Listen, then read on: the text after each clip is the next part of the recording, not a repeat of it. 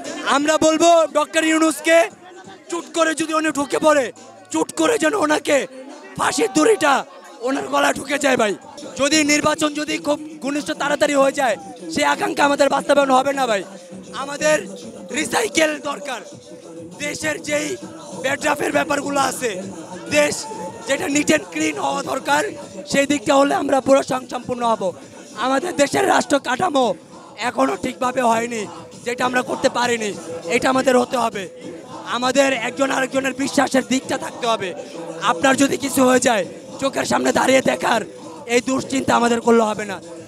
আপনাকে আরও 10 জনকে নিয়ে সহযোগিতার হাত বাড়িয়ে দিয়ে আমাদের দেশকে ওইভাবে মনে করেন চিন্তা ফিকির করতে হবে, যেন আপনি বিপদে না পড়েন, আমি যেন আপনাকে হেল্প করে বিপদে না পড়ি।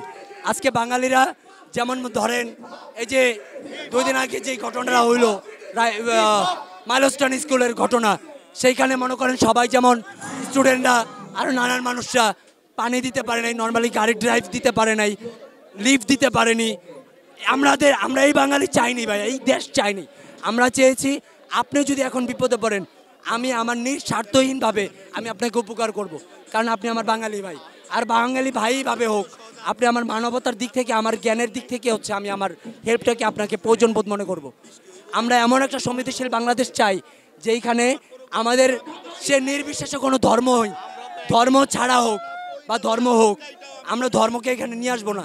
মানবতার দিক থেকে সে আমার ভাই, সেই দিক থেকে আমাদের দেশের জন্য সে একজন কর্তব্যহীন লোক হবে। আমরা বলবো ডক্টর ইউনূসকে চুট করে যদি উনি ঢুকে পড়ে, চুট করে যেন ওনাকে ফাঁসির দড়িটা ওনার গলা ঢুকে যায় ভাই। আমরা যে বিচারের জন্য মাঠে এসেছি, সেই বিচারটা যেন আমরা পাই।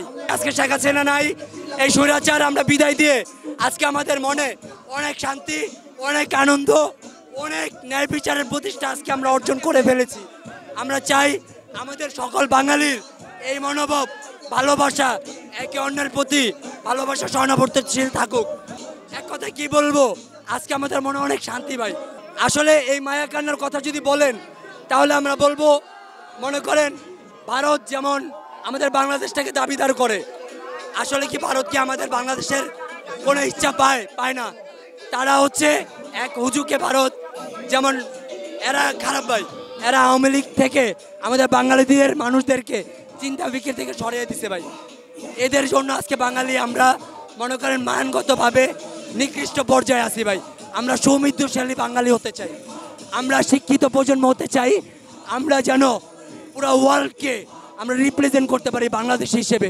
আমাদের কামনা এটাই থাকবে ভাই। আর শেখ হাসিনাকে বলবো, উনি একজন মেরুদণ্ডহীন নেত্রী ছিলেন, ওনার নেতৃত্বের কোনো ঠিক ছিলেন না।